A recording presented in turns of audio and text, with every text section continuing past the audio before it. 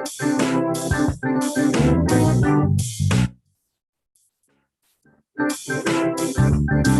a moment for your body. Take a moment for your mind. Take a moment for your spirit. Take a moment to be well. Take a moment to be healthy. Take a moment, then you pray. Take a moment for worship. Take a moment every day. Take a moment for your body. Take a moment for your mind. Take a moment for your spirit. Take a moment to be well. Take a moment to be happy. Take a moment when you pray. Take a moment for worship. Take a moment to show you care. Take a moment to show you care. Just to show how much you care. Yeah. Good evening and welcome to another in the series of Healing Moments. This is the month of May, and as usual, another month, another topic. This month we're dealing with addiction, and the definition for addiction is the fact or condition of being addicted to a particular substance. You know, Max Eastman once wrote, "A smile is a universal welcome." So again, welcome to you on Zoom and welcome to you on YouTube. We are so glad to have you here at Healing Moments. Remember to tell a friend that Healing Moments is on every Thursday at 6 p.m. So without any further delay, I'm going to pass you over to Pastor Lucas, forgive me, who is going to give you the spiritual aspect of our program.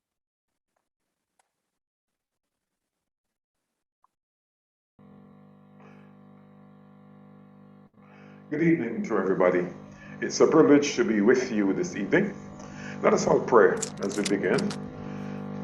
Our Father in heaven, we are thankful for the occasion afforded us that we can meet together this evening, another time as we share on another topic. Be with us, Lord, through this month as we discuss matters that relate to addiction. In Jesus' name we pray. Amen.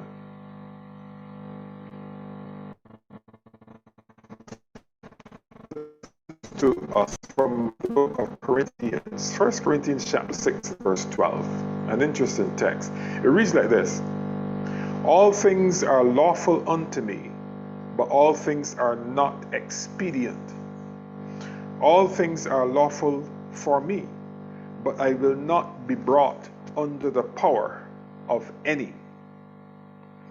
Now, personality types which are vulnerable to addiction. I just want to share some information with you on that. Your personality can be the trigger for an addiction. There are other factors in this equation, but reports have been carried out which show that some people appear to be vulnerable to addiction. Who are these people? Immature people, antisocial personality, the passive-aggressive personality, the anxious or stressed personality, the self-penalizing personality. Someone who is immature or indulges in childish behavior is likely to act in an impulsive manner without any thought for the consequences. In this sense, they are similar to a child in that their instant needs and wants have to be met, and met straight away. Instant gratification is what it is all about. They enjoy showing off and boasting about what they have done. Being the center of attention is important, as is losing control and going over the top.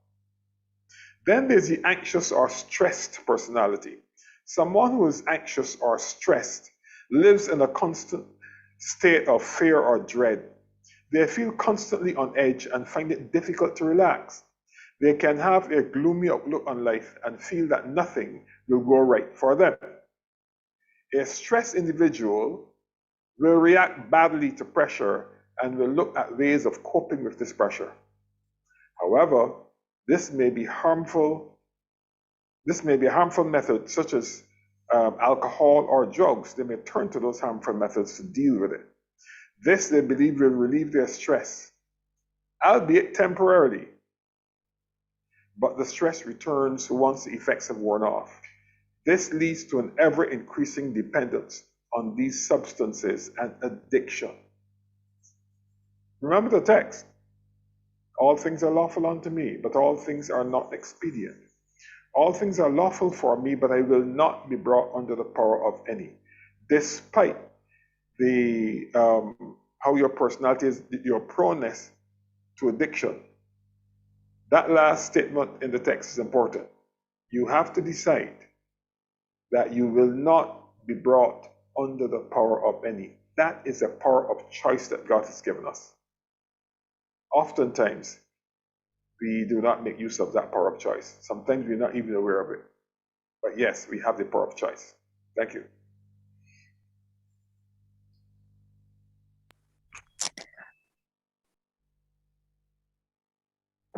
Thank you for that, Pastor Lucas. And we're glad that we do have the power of choice. We can choose whether to be addicted to something or we can choose whether not to be. Unfortunately, Sister Sherry is not with us this evening. As she prepares for a funeral, we do send our condolences to Sister Sherry. We will continue though with our health nugget from Dr. Dupree. So sit back and listen as Dr. Dupree brings the health nugget to you.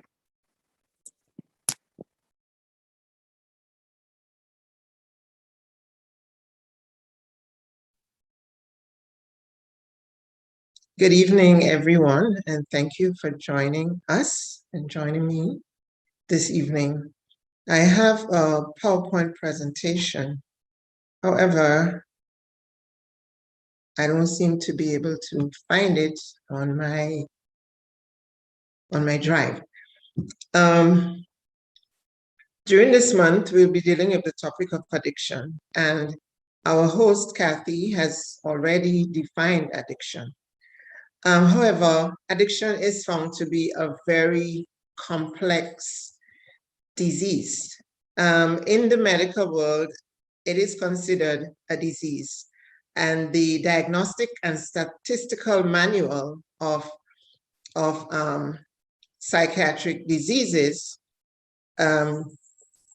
classifies addiction as a disease. As a matter of fact, it calls addictions substance use disorders, and we can have varying levels of substance use disorders. It can be a mild disorder, can be moderate, or it can be severe. And the severe disorders are the ones that we refer to as addictions in layman's terms. And what are the substances that people are generally addicted to? So there is alcohol, which I'm sure has come to your mind. There is tobacco. There are opioids, and opioids are prescribed medications for pain that people become addicted to, and we'll go into why later. People are also addicted to, people also disuse or misuse other narcotics. There's cocaine, there's opium, there are drugs like marijuana, which some people become addicted to. And so now that you can see my screen, substance use disorder. Definition: uncontrolled use of a substance despite harmful consequences. People who have substance use disorder have an intense focus. Their entire life is focused on using that disorder. And I can tell you a story to begin with. There is a young man who I know. He used to operate water sports.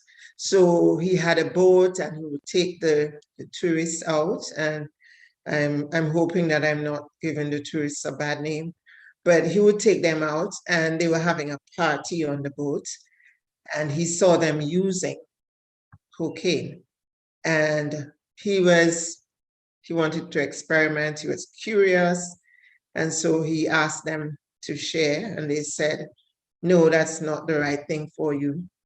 However, he decided to try it.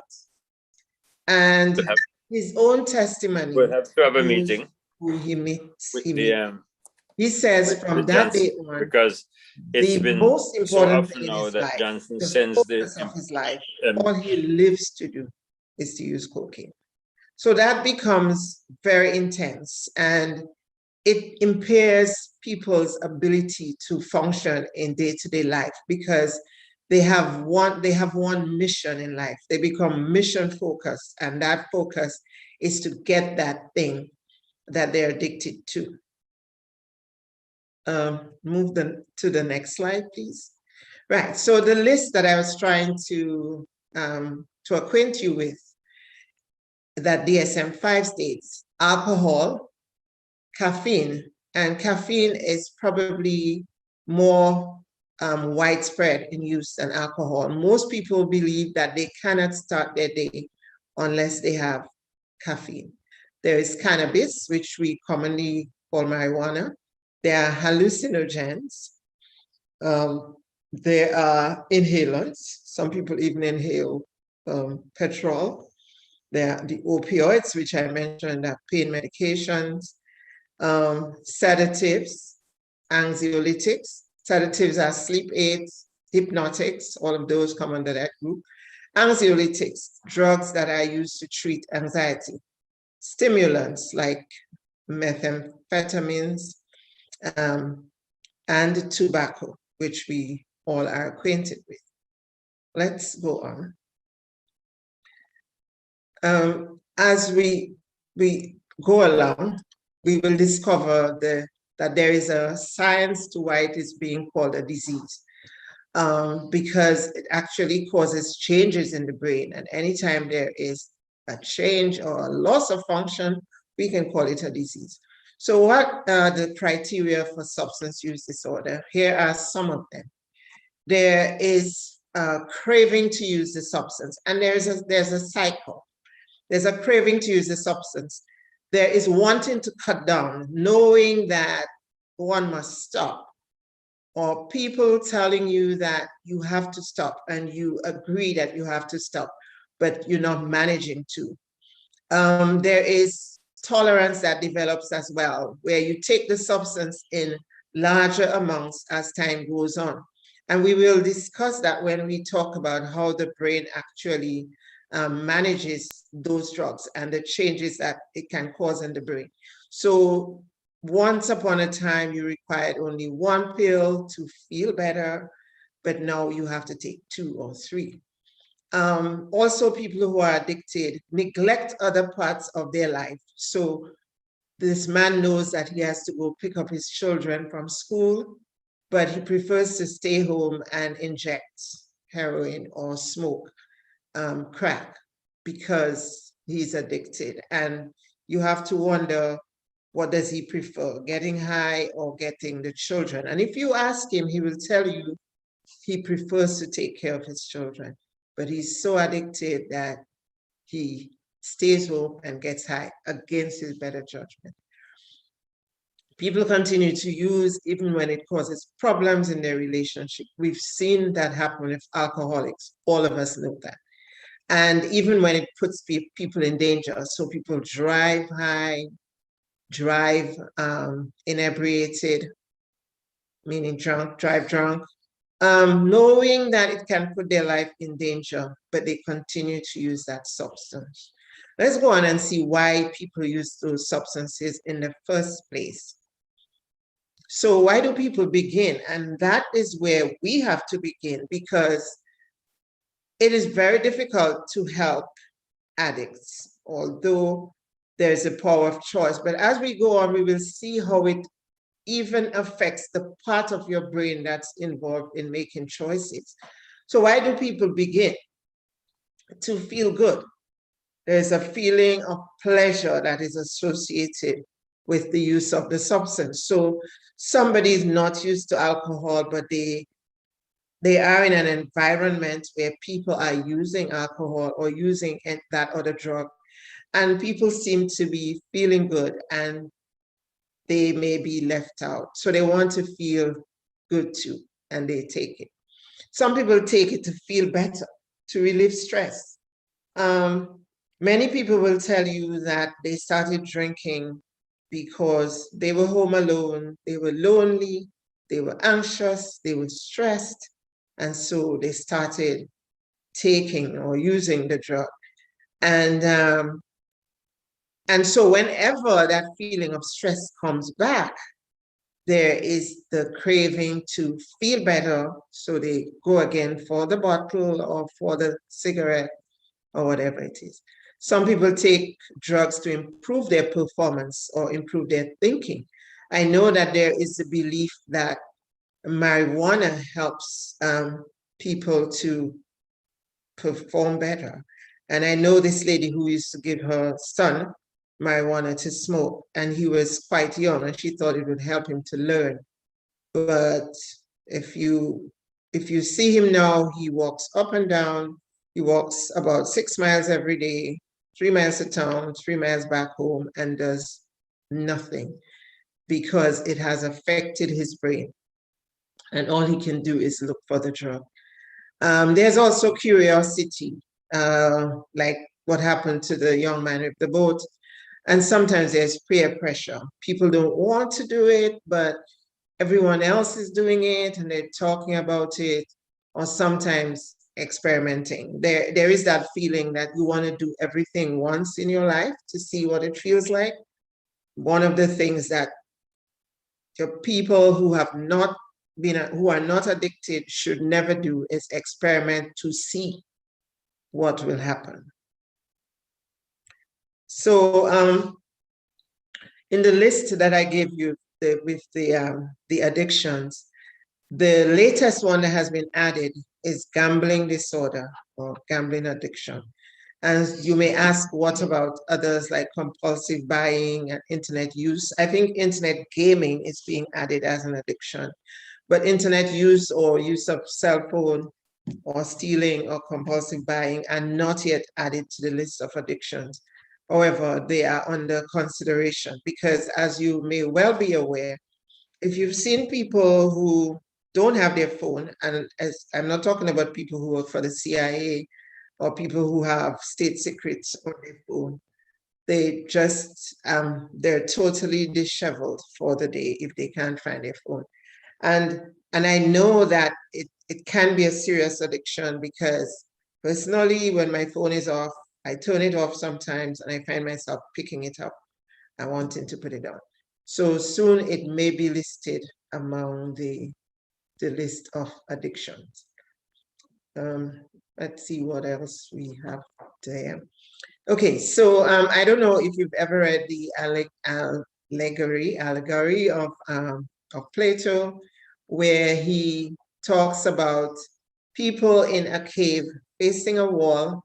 They're chained, so all they can see is the wall in front of them. But at the back, there are puppeteers casting shadows on the wall. And since they've been chained to that wall all of their life, they think the shadows are real. So one day, one of them goes out and goes into the light and finds that the light is blinding because that cave was dark. And so he can't stand the light, so which is the actual reality. And so he goes back into the cave. Some people will get out and see the light and realize that this is reality and this is better than what's in the cave, and they will stay in the light. They will walk into the light and go out higher. Whereas others who can't stand the light and who believe that the shadow is real will go back into the cave. And so it is with addicted people. They can only see the shadow and they think that is real. They think that they are living for real because their life is all about what they see in their own cave. And there are some people, thankfully, who are able to quit, to go out into the light, find what real living is, and are able to quit. There are others, however, who will retreat into the shadow of their addiction and stay there, believing that it is real. These people need various forms of treatment. When we continue next week, we will talk about in what way addictions affect the brain, how they affect the frontal lobe, how they affect our decision-making, and we will go further into how addictions can be treated. And that's it for now. Thank you for listening.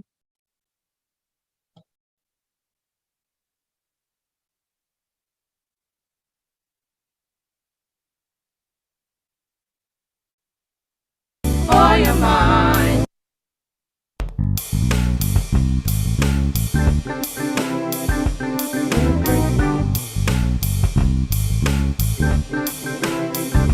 Take a moment for your body.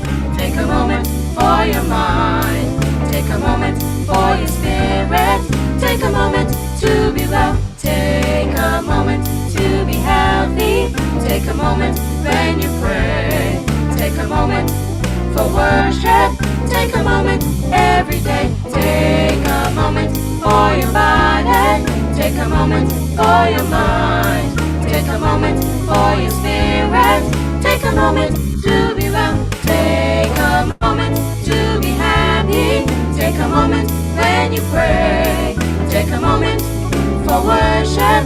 Take a moment to show you care. Take a moment to show you care. Just to show how much you care. Yeah.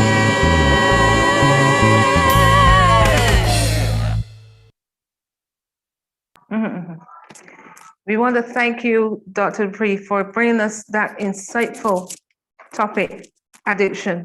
At this time, we are inviting you, the participants, to ask your questions, whether you are on Zoom or YouTube. Type your questions in the chat box. Send us your questions. We will be able to answer you. So my first question is to Dr. Dupree. Why categorize addiction as a disease?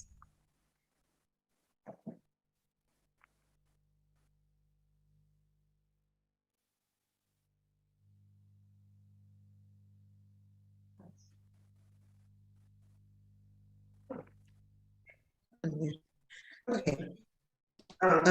Why is it categorized as a disease? Because it actually causes changes in the brain. Remember when we talked about the brain and we talked about the parts of the brain that deal with there's a reward center and the pleasure center. And I mentioned the frontal lobe a while ago, which is where decisions are made, which is where judgment takes place. We understand that with continued or prolonged or chronic drug use, it actually causes changes in the brain. Remember, we talked about cells talking to each other and neural pathways. Neural pathways are made and become fixed. And as I said, I'm going to go into that part of the presentation where we look at the actual nerves and what happens to them and how they become changed over time. And because of those changes that occur in the brain, it is considered a disease. However, there is medicine on one hand, there is philosophy on the other hand, there is religion and morality on one hand. So the philosophers don't agree that addiction is a disease, and medicine doesn't think that that choice is involved. But choice is involved, and that's why we sometimes want to get to the beginning to make sure that we educate people enough to make sure that they make the right choices. Because first it becomes choice, then it becomes habit, then it becomes an addiction, at which stage it is considered a disease. Because most people, the majority of people, over 95% of people, are unable to quit an addiction unless they are given some kind of help. It's sometimes medication, and sometimes it's psychotherapy. So there's going to be some kind of therapy involved. Of course, as we mentioned, there is the moral aspect, there's the religious aspect, which will involve a power outside of oneself. And we usually, that would refer to the power of God, the saving power of Jesus, which is able to deliver from all habits or from all inborn errors, and I don't mean metabolic errors, I mean genetic things that we inherited from our parents and acquired habits. We believe that the Spirit of God is able to help people to break acquired habits. But as I said, the debate continues between philosophy and religion and medicine. In medicine, it is considered a disease. And if it does, it means that we're kind of excusing the behavior. We're saying that it is beyond the control of the addict, and so the addict requires treatment. But we cannot really set the addict free, because the first choice was a wrong choice. And there is a moral obligation to do the right thing and to teach the right thing. So as we continue, we'll go further into it. I can't go into all aspects of it right now. I'm preparing it, but we can't go into all aspects right now. But I promise you that we will go into the actual brain. We'll take a trip into the actual brain and see what changes occur in the actual brain that makes addiction a disease. I'm glad you mentioned religion, and I'm so glad that Pastor Lucas is here to comment on that. So, Pastor Lucas, let's hear your take on that side of it. Yes, good evening. I share the view that Dr. Dupree has just given you. I guess I've had training in psychology too, so I share that view. I see a question here though that I'm not sure. Is this the one that you want me to respond to? I see a question which says, I have a serious addiction problem. That is why I'm on this show. I'm addicted to my husband. I have to be close to him at all times. My psychiatrist called it emotional dependency. How can I break this? And is there such a thing as addiction to my husband? I have this overpowering need for him at all times. What should I do? I feel anxiety. I can share my thoughts on that. The psychiatrist, the assessment, I think is a very correct assessment, emotional dependency. Now, that comes about because, I guess historically, in your own life, you have not been developing into the whole person that the Bible teaches. Because we do have choice. Sometimes people become very dependent on others because of their own inherent weaknesses, shortcomings. They're not very sure about themselves. And that oftentimes is a learned behavior. If it's a learned behavior, it can be unlearned. All right? God has made each person as a full individual. You're either male or female, and you're complete as a male, you're complete as a female. And you do not really need anybody else to be that person. But again, in nurture of children, sometimes some things are not done that enable full personal development. Whether it comes out of maybe abusive nurturing or whatever negative may have gone on in the life of that individual. Thus you grow into adulthood. But the Bible still calls us back to being the individual that God has made us to be. And there's a path to that. So in answer to your question, if there's hope, yes, there's hope. Yes, you can break emotional dependency. You can break it.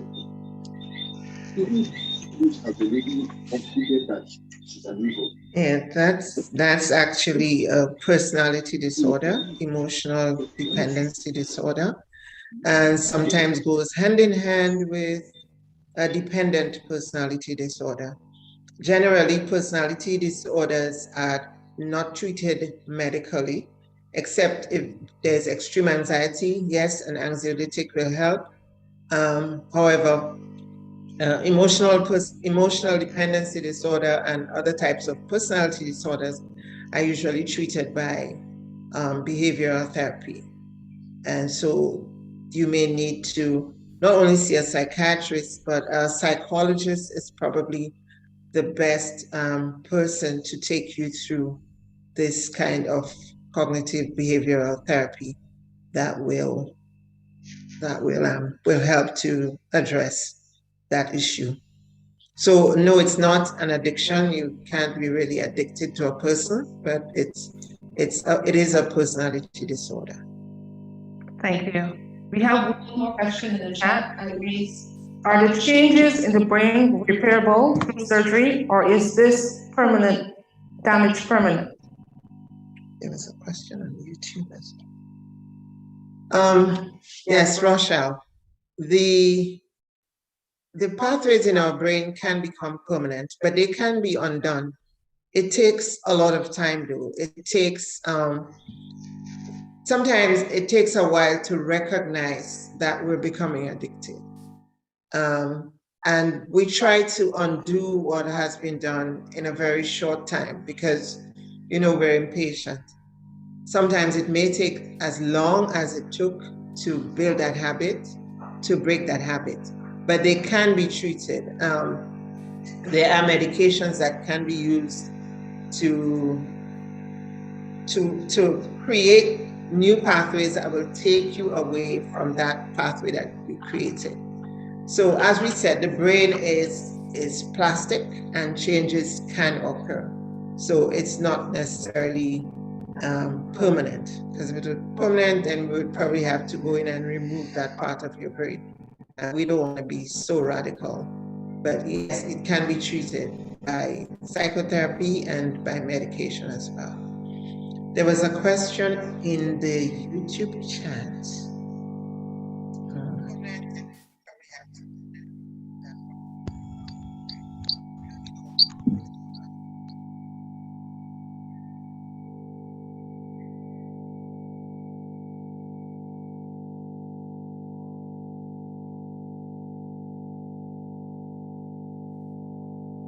It asks, would you say wanting to eat things and sweet constantly is an addiction? Would you say that wanting to eat things that are sweet constantly is an addiction? There is a school of thought out there that says that sugar is more addictive than cocaine. That's yet to be determined.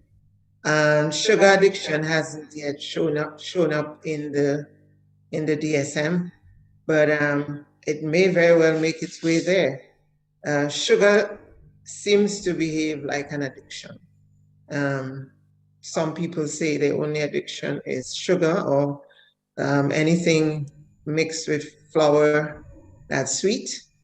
And even certain types of food. Some people become anxious if they don't have bread for 3 days. And so can you say they're addicted to bread? They're probably not addicted, but there may be a level of dependence. And dependence and addiction are not necessarily the same, but all addicted people are dependent. All dependent people aren't addicted. So it could be sugar dependence. We want to thank you, the participants, for being here with us this evening. Thank you for joining us live on YouTube and on Zoom. We've come to the end of another Healing Moments. We hope that you've learned a little of addiction now, and as we continue in this series for the month of May of Addiction, that you will join us again next Thursday at 6 p.m. So until then, have a healing moment.